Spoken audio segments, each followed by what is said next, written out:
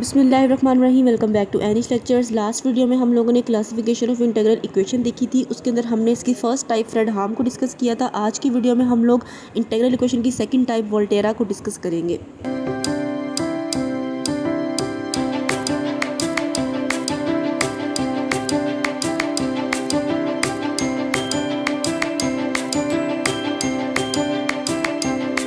Type है उसका नाम है वोल्टेरा इंटीग्रल इक्वेशन और इसकी जो जनरल फॉर्म है वो मैंने यहाँ पर लिखी हुई है। इसके अंदर क्या है कि हमारे पास फाई ऑफ एक्स है जो हमारा एक्स का फंक्शन है, यू ऑफ एक्स हमारा अननोन फंक्शन है, एफ ऑफ एक्स अगेन हमारे पास एक्स का फंक्शन है plus lambda, a to x हमारी लिमिट है, कर्नल हमारे पास ये है u of t d T.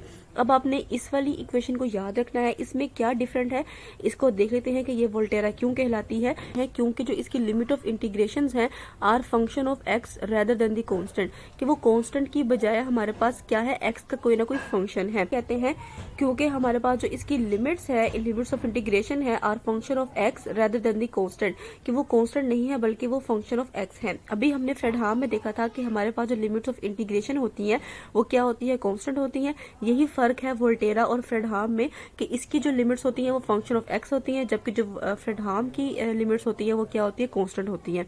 इसके अलावा के एक्स टी हमारा कर्नल फंक्शन है, लेमडा हमारा पैरामीटर है, यू ऑफ एक्स हमारा अननोन फंक्शन है। यहाँ पे जो हमारा साई ऑफ एक्स है अगर इसको हम जीरो कंसीडर करते हैं या इसको जीरो कर देते हैं तो ये यू ऑफ एक्स वाली टर्म भी जीरो हो जाएगी। तो हमारे पास क्या होगा कि इक्वालिटी के इस तरफ जीरो आ जाएगा। तो तब हमारे पास जो इक्वेशन बनेगी वो क्या कहलाएगी, Volterra integral equation of the first kind. ठीक है, ये सेम केस वही वाला है जो हमने फ्रेडहाम में डिस्कस किया था कि अगर हम फाई एक्स को जीरो कर देंगे तो जो इक्वेशन बनेगी हमारे पास उसको हम क्या कहेंगे कि वो क्या है, Volterra integral equation of first kind. क्योंकि यहाँ पे जो लिमिट्स हैं वो क्या है, हमारे पास एक्स का फंक्शन है। इसके अलावा अगर हम फाई ऑफ एक्स को 1 लेंगे तो हमारे पास यू ऑफ एक्स आएगा, क्योंकि यू ऑफ एक्स को 1 से मल्टीप्लाई करेंगे तो यू ऑफ एक्स ही आएगा। मतलब इक्वालिटी के दूसरी तरफ यू ऑफ एक्स आ रहा है। इक्वेशन को हम लोग क्या कहते हैं, Volterra integral equation of the second kind. अगर हमारे पास फर्स्ट काइंड ऑफ वोल्टेरा है तो इसका मतलब कि जो यू ऑफ एक्स होगा वो अपेयर होगा only under the integral sign, same as it is जो हमने फ्रेडहाम में केस पढ़ा था। यहाँ पे भी वही केस है, सिर्फ यहाँ पे डिफरेंस ये है कि यहाँ पे जो लिमिट्स होंगी वोल्टेरा की वो क्या होगी, हमारे पास कोई फंक्शन ऑफ एक्स होंगे। Whereas in second kind u of x appear inside and outside the integral sign. लेकिन अगर हमारे पास हमें नजर आ रहा है कि यू ऑफ एक्स जो है वो इंटीग्रल साइन के अंदर भी है और बाहर भी है, तो इसका मतलब कि वो क्या है, वो second kind of Volterra integral equation है। मतलब कि जो हमारी वोल्टेरा इक्वेशन है is the special case of Fredholm integral equation.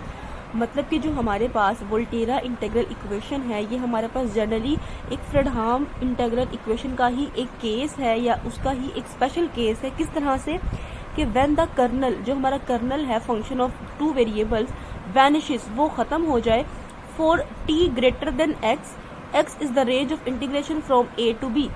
ठीक है, बात यहाँ पे ये हो रही है कि हमने देखा था कि जो फ्रेडहाम इंटीग्रल इक्वेशन होती है उसकी लिमिट्स क्या होती हैं, कांस्टेंट होती हैं।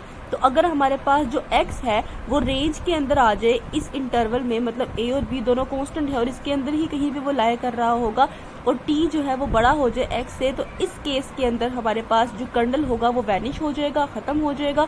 और उस चीज को हम कहेंगे कि वो जो वोल्टेरा इंटीग्रल इक्वेशन थी हमारे पास वो अब क्या बन चुकी है, वो एक फ्रेडहाम इंटीग्रल इक्वेशन का एक स्पेशल केस बन चुकी है।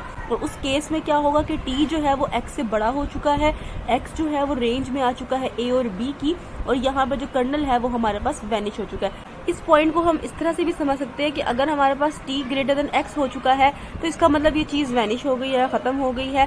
और हमारे पास अगर इसको हमने इस इंटीग्रल को सोल्व करना होगा, जहाँ पे ये एक वोल्टेरा इंटीग्रल इक्वेशन है, इसको हमने सोल्व करना होगा तो हम इसकी लिमिट्स अप्लाई करेंगे। लिमिट है उसको हम इस तरह से भी लिख सकते हैं। ठीक है, उसको हम टू लिमिट्स में भी जो है वो स्प्लिट कर सकते हैं। जैसे ए बी एक्स जो होगा ये तीनों का तीनों एक कांस्टेंट होगा जो उस रेंज के अंदर क्या कर रहा होगा, लाई कर रहा होगा। तो जो हमारी वोल्टेरा इंटीग्रल इक्वेशन है ये एक स्पेशल केस है फ्रेडहाम इंटीग्रल इक्वेशन का। वोल्टेरा इंटीग्रल इक्वेशन की एग्जांपल्स को डिस्कस कर लेते हैं। फर्स्ट एग्जांपल है u of x is equal to 1 minus alpha 0 to x t u of t d t. यहाँ पे हमारे पास सबसे पहले चीज हमने ये देखनी है कि क्या ये जो इंटीग्रल इक्वेशन है एक वोल्टेरा है। तो वोल्टेरा की निशानी ये होती है कि जो उसकी लिमिट्स होती हैं वो एक्स का फंक्शन होती हैं। तो यहाँ पे हमें नजर आ रहा है कि जो लिमिट है वो फ्रॉम 0 टू x है, तो ये एक वोल्टेरा इंटीग्रल इक्वेशन है। अब ये कौन से काइंड की है वो काइंड चेक करने के लिए हम देखेंगे कि क्या u ऑफ x अपेयर हो रहा है inside and outside the integral equation. तो यहाँ पे वो आउटसाइड द इंटीग्रल इक्वेशन भी है और इनसाइड द इंटीग्रल इक्वेशन भी है। इसका मतलब फिर ये क्या है, second kind of Volterra integral equation है। और यहाँ पे 1 जो है वो हमारा एफ ऑफ एक्स है, जो चीज इंटीग्रल से मल्टीप्लाई हो रही है वो हमारा लेमडा है, टी हमारे पास कर्नल है और यू ऑफ टी हमारा अननोन फंक्शन है। हमारी सेकंड एग्जांपल है कि u of x is equal to 1 plus 1/4 0 to x x u t dt। यहाँ पे हमारे पास ये एक वोल्टेरा इंटीग्रल इक्वेशन है, क्योंकि यहाँ पे जो लिमिट्स है वो हमारे पास x की लिमिट्स में नजर आ रहा है। और सेकेंडली यहाँ पे जो u ऑफ t है, मतलब जो अननोन फंक्शन है, वो इनसाइड द इंटीग्रल इक्वेशन भी है और आउटसाइड द इंटीग्रल इक्वेशन भी है। तो इसका मतलब ये हमारे पास क्या है, Volterra integral equation of the second kind. 1 हमारे पास क्या है, एफ ऑफ एक्स है, 1/4 हमारा लेमडा है, x हमारे पास कर्नल है।